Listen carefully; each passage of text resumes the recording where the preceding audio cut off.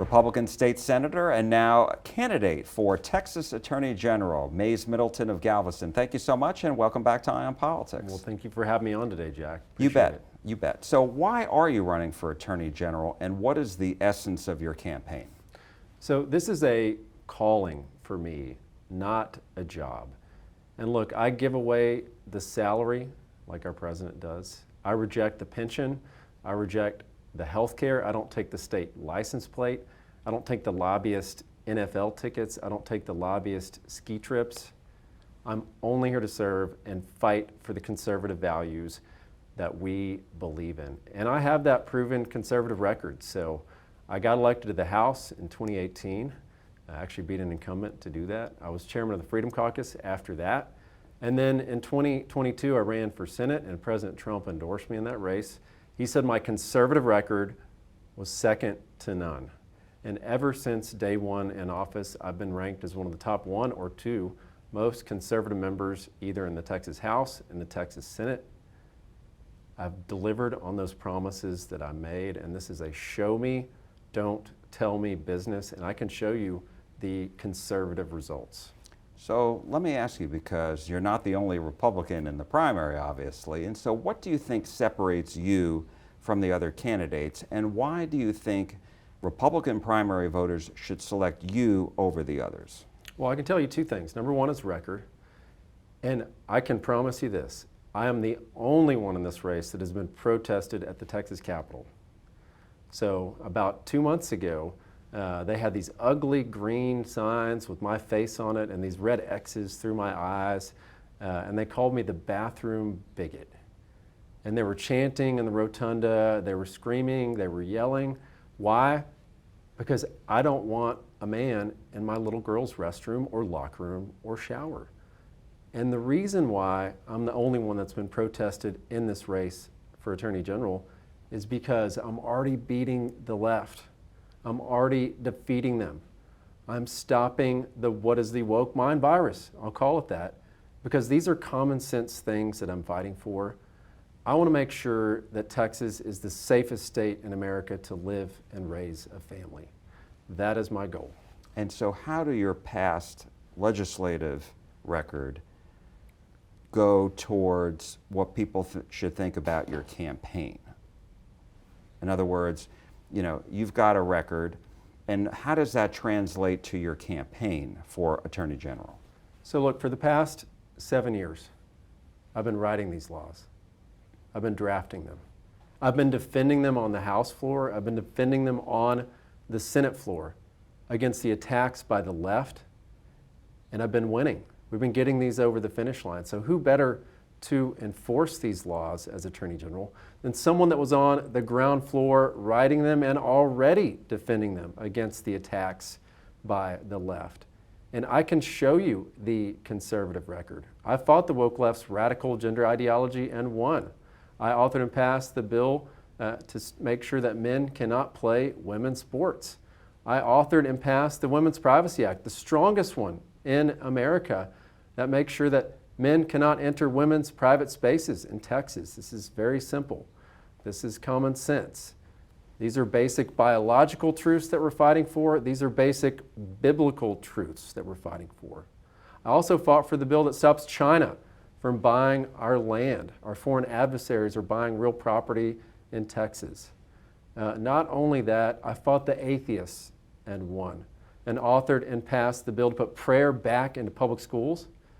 Also fought to get the 10 Commandments back on the wall of every classroom in the state of Texas, because we all know the answer to this question. Are we better or are we worse off since prayer was taken out of our schools in the 1960s?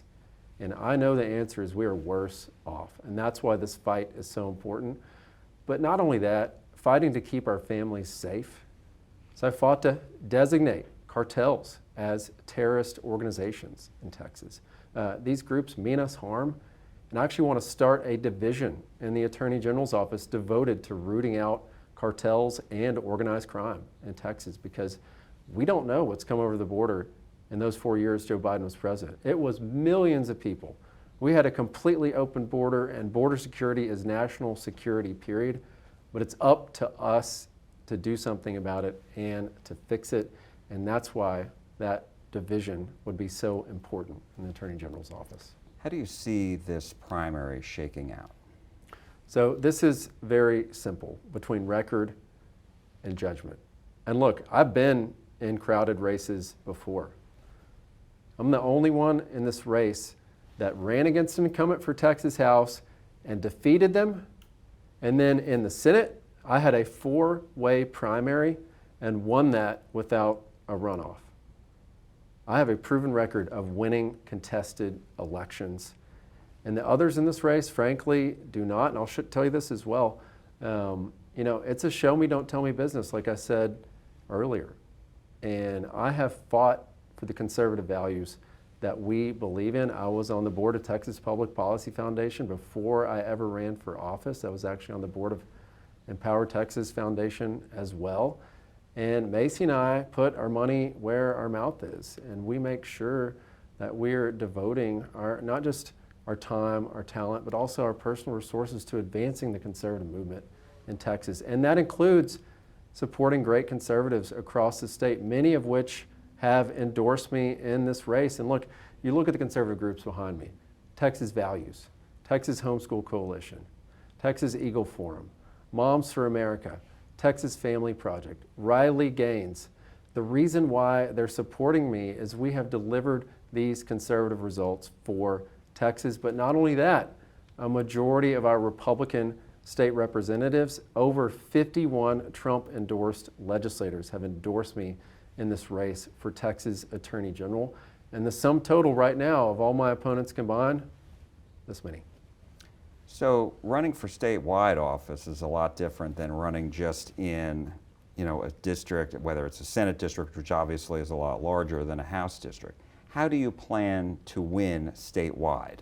It's very expensive. You got a lot of media markets, especially you're here in the Dallas-Fort Worth market. So how do you plan to do that? Earn every vote. It's very simple. In a race like this, no one's owed anything. It's why I don't wear the gold pin, right? You don't see a gold pin on my lapel. A lot wear that are in elected office. I don't. Why? Because it belongs to my constituents. So I am in every corner of this great state, earning votes, whether it's the Panhandle, the Coastal Bend, the Rio Grande Valley, deep East Texas, the coast, east, southeast Gulf Coast, or even Lubbock, Midland, El Paso, this entire state. And you have to put in the hard work to do that, and that's exactly what I'm doing. But not only that, you have to devote a lot of resources to go win these races. And you're going to see me in mailboxes, you're going to see me on TV, you're going to see me on digital, on everything that you need to do to win it. Because I am all in for Texas. Look, I'm a 7th generation Texan. 7 generations my family has been here. And I'm not going to let the left take 1 inch and drag our state down like they've done in California, like they've done in New York. And the reason why this fight is so important is we don't have another Texas to move to. This is it right here. You talked about some of the issues. What are your top priorities if you are elected? So this is simple. We need to devote every resource and tool available in the AG's office to backing up President Trump and his border security and deportation agenda, which includes something very important that was a Freedom Caucus priority.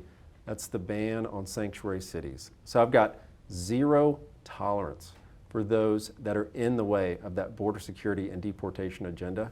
So what can the Attorney General do? What will I do for those that are in the way? Number 1, civil penalties. Number 2, criminal penalties. Number 3, removal from office. I will not tolerate those that are blocking this agenda, because this is about keeping our families safe and our community safe. And not only that, something else near and dear to my heart, election integrity, right? Because 1 illegal vote cancels out your legal vote. And the AG's power to prosecute election-related crimes, of course, was taken away in the Stevens decision. So I asked Governor Abbott to add to the special session call the ability for the Attorney General to prosecute election-related crimes. He did. I'm extremely grateful for that. We passed it in the Senate, passed it in the House. It's signed into law now. But now we need to take the second step of that process, which is starting a standalone election integrity division with broad law enforcement powers in the AG's office to go after those that are breaking our election laws and committing these crimes. Because we also know this: is a George Soros district attorney going to prosecute voter fraud? No. The answer is no. And that's why you have to have that prosecutorial power in the AG's office and that standalone division with law enforcement powers in the AG's office to hold those accountable that are committing voter fraud, election fraud, even voter suppression. It's an incredibly important tool. And then also, as I mentioned earlier, we need a division devoted to rooting out cartels and organized crime in Texas. And not just that, a division devoted to rooting out corruption. Because I'm tired of politicians profiting off their position. And I love Doge, we all love Doge, but those that are committing the waste and the fraud and the abuse need to be held accountable in Texas. I mean, I represent part of Harris County. We've seen this firsthand with Judge Hidalgo, where they profited off their position, her staff. Some of them were even indicted. And so we need to make sure that those that are stealing from taxpayers are held fully accountable under the law. And that is something that's been a priority of mine from day one in elected office. I've always fought for better ethics, to stop those that are treating it as self-service and not public service, right? Because this is supposed to be about public service. And I'll tell you on that as well, we've seen some unlikely people that we didn't know were profiting off taxpayer dollars. One of them obviously was George Soros. It came out that some of his groups were receiving money from USAID, right? That's tax dollars. And we need to make sure that people like that are held accountable. That's one of the things I want to do on day one in the AG's office, is investigate George Soros for crimes he may have committed, because there are few people that have done more harm to our great state than him. Is that a case where you're going to let the facts dictate? Or is this a case of, find me a crime and I'll show you the guy, or find me the man and I'll show you the crime, that kind of thing? In other words, because Letitia James, the Attorney General of New York, has gotten a lot of criticism from President Trump because she ran on the ticket that she was going to, get back, she was going to investigate President Trump. And then there were all these charges. And certainly the president said this was not right, and he fought back. And so I'm wondering, are you going to try to do the same? Is this the same scenario with George Soros? Absolutely not. We have ample reason to believe he has hurt the state. I mean, who paid for the riots in 2020, right? Do y'all remember the bricks on the street corners? It happened in Austin, where the police officers trying to stop the riots were charged by the Travis County District Attorney, and the rioters themselves were not. They were not charged with anything. It was unbelievable, where you were going after law enforcement but not the criminals. But then also, who has funded these rogue DA elections where they have policies of not prosecuting? Look no further than George Soros, Jose Garza in Travis County, Sean Tier in Harris County. Worst actor for sure in the state is Jose Garza in Travis County, where he even announced that he was not going to prosecute those committing criminal trespass. How does that keep anyone safe? And who has funded those elections? None other than George Soros. So there have been multiple instances of, DAs that won't prosecute voter fraud, they won't prosecute rioters. They're elected to let murderers out and kill again. I mean, we've seen that all over the state, where murderers are being let out on no bail, no cash bail, and only to kill again and hurt families again. Our communities are a lot less safe because of this. And so there's ample reason to believe that George Soros may have committed crimes in Texas, but to be determined, of course, by an investigation. And so let me ask you, as far as, we talked about President Trump in being in office now. The president's not going to be there, obviously, your whole term.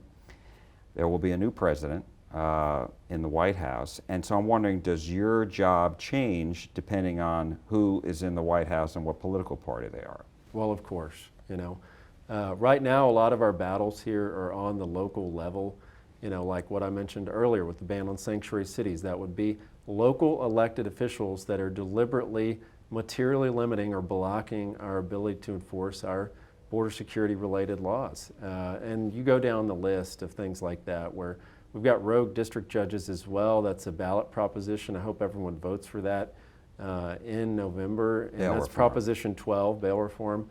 The Judicial Commission. Both, yeah. So they go together, right? Because we're adding to the list of violent and sexual crimes that a defendant cannot be released on bail. But then also the second part of that is making sure that judges that are ignoring those laws, right, or even ignoring the Constitution in this case, are held accountable for that and removed from office or sanctioned. So those are two very important things that are on the ballot right now. But we need to make sure, of course, that law and order is something that we stand for in the state. And at the end of the day, law and order, tough on crime, that's America first. And it does change a lot. We have an incredible president right now, President Trump in the White House, is helping Texas secure our border, lock up criminals, all the things that we need to have happen to keep our state the safest and most prosperous in America, because it's Texas exceptionalism. I believe in that. We're the most exceptional state in America, period, the end. And that changes a lot depending on who's in the White House, where we have to point those guns and devote our time and resources, especially in the Attorney General's office. And right now we're in good hands, but just less than a year ago, we were not.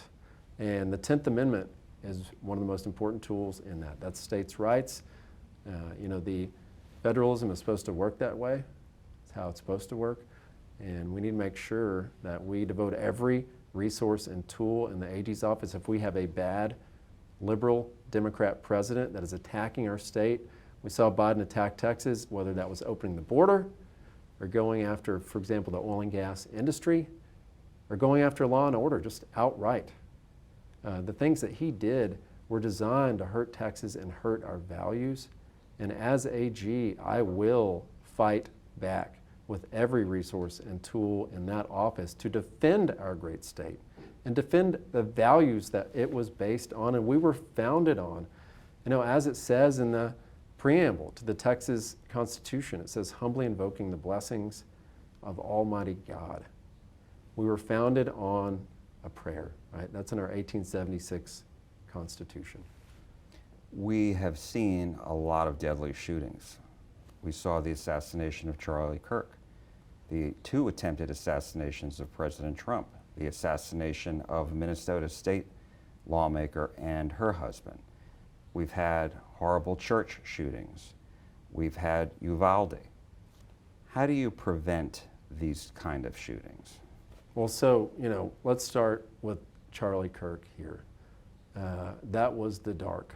That was a hateful, evil leftist that killed him because of his Christian values, because of his conservative values. And Charlie Kirk is a Christian martyr. And they wanted to do the same to President Trump, just by a millimeter. Through God's grace, he was saved. God saved him. President Trump was right about that. God saved him from that. And this is a spiritual battle for the future of our state and our nation that we're in right now. But we are in a great revival. I've seen it across our state. I just met with a Turning Point USA chapter that was started at Texas A&M on campus right there in Galveston, my Senate district.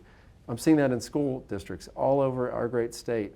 I've gotten tons of great emails about the 10 Commandments on the walls of every classroom. Of course, I sent out a letter on that, and 99% positive response to that.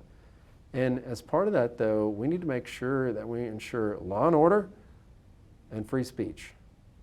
And it is not American, it is not Texan for people to be targeted because of their values. Happened to Charlie Kirk, it happened to President Trump. And actually, I've been targeted over my values as well. They've threatened me, they've threatened my family, and I will not bend, I will not relent. I will not back down, because people like that cannot determine the direction of the state or of this nation. They cannot be allowed to do that. So and I will never allow that. So you've been physically threatened? I mean, people threatening to kill you? Death threats, yeah. Death threats? Yeah. Oh my. Yeah. What do you think of that when you've gotten them? So you know what I believe it was over? You know, it didn't say it in the death threat letter, but it said, I could deduce from it that I believed it was over the Texas Women's Privacy Act, stopping men from going into women's restrooms, locker rooms, and showers. And I wasn't surprised about that. That's what I was protested over at the Texas Capitol and in committee. Probably the most violent witnesses I've ever seen were over that bill, threatening violence, right? And look, these are men pretending to be women. These are men in women's dresses. And I am not bending to their delusions, because that's what this is. It is a simple goal of mine to keep our children safe, I have a 4-year-old daughter, to keep her safe, to keep my wife safe, my mother safe, our families safe. This should be something we all want in Texas. And unfortunately, they're willing to resort to violence to stop that. It's wrong, and I will not stand for it. Just in general, not talking about the violent threats that you've received, but in general, what is your message to people in the trans community, LGBTQ plus community? Well, we're not discriminating against anyone. Everyone has a restroom they can use. Everyone can play sports. Everyone can go in a private space, whether that's a restroom, locker room, shower. But you gotta go to what is assigned to your biological sex, right? And that is why I also sponsored and passed the bill that's President Trump's executive order, defining male and female as your birth sex, your God-given sex, period, the end. We're already doing this in Texas. Governor Abbott put out a directive that said you can never change the sex in your driver's license, you can never change the sex on your birth certificate. These are common sense things. And these are the things that frankly are causing the Democrat Party to lose. They're out of step with regular Texans. They're out of step with their communities because they're pushing this radical agenda that frankly very, very few people support. And it's undermining something very basic, which you know, is your God-determined sex at birth. This is a very basic thing that they're trying to undermine. And I do think that it is part of the bigger goal by the left, because look, if the government can tell you what sex you are, then that furthers their mission on the left to make government like God. And we're defeating them. It's why they protested me at the Capitol, because I'm already beating the left. They know who their true enemy is in this race for Attorney General. And it's me, it's not the other candidates. 2 other questions. Going back to guns, how do you keep guns out of the wrong people's hands? Look, the only way to stop a bad guy with a gun is a good guy with a gun or gal. So the Second Amendment is there not just to protect our families, but to protect us from government tyranny. That's why that's there. And we need to make sure, of course, number one on that, is that the bad guys are getting locked up, that they are being prosecuted, that the key is being thrown away. And I'm a believer in the death penalty as well.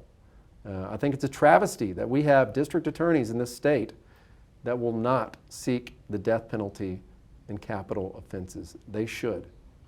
They all should. In fact, they should probably sign a pledge to do just that, because this is about keeping our communities safe. You think about our God-granted freedoms. Our Constitution is there to protect those God-granted freedoms, because government doesn't grant us any rights. Government's never granted us any rights. Our rights are from God: life, liberty, and property. And without public safety, someone could take your life, someone could take your liberty, and someone could take your property. And that's why public safety and law and order is so important, and also why it's so important to hold criminals accountable and make sure that they are prosecuted and they are not released on no cash bail, and that they serve their sentence and they're not let out on the street to kill again. Anything else you'd like to say about your campaign? There is a distinction in this race, and this is a 4,000 person agency, Attorney General's office is. It's over 750 lawyers. And you're not just the chief protector and defender of our laws and Constitution. You're not just the chief enforcer. You're also setting the conservative agenda for this entire state. And I think you need I know you need that executive level experience to do that. And look, I've started companies, I've run companies, I've signed the front of a paycheck. I know where the buck stops. And I'm also the only one in this race that has that executive level leadership to go hire the best talent, to go deliver these victories for our great state. Also, the AG's office is there to protect those who can't protect themselves. It's one of the most key roles, Consumer Protection Division. And I know I have the tools to do just that. And not only the tools, but the experience to do it as well. And I've led for years in the Texas legislature fighting for those conservative values. And now, the next step, advancing those conservative values in the Attorney General's office for the great state of Texas. Because my 4 little ones, got 4 kids, that's my daily reminder of what we're fighting for here. We don't have another Texas to move to. This is it. And also think of this, the Alamo, right? The letter that William B. Travis wrote. And it was his plea for help. He was asking for help defending the Alamo, but at the end he said something very important that I think all Texans need to know. He said, the Lord is on our side. You know what? The Lord is on our side in the great state of Texas. And that's why I know at the end of the day, Texas will prevail because we have the conviction, we have the grit, and we have the persistence as Texans to go win these fights that we frankly have to win to ensure that we are the greatest state, the most exceptional state in America, and continue to be so. Republican State Senator and candidate for Texas Attorney General Mays Middleton, thank you so much. Thank you, Jack. Appreciate you. Yeah, we appreciate it.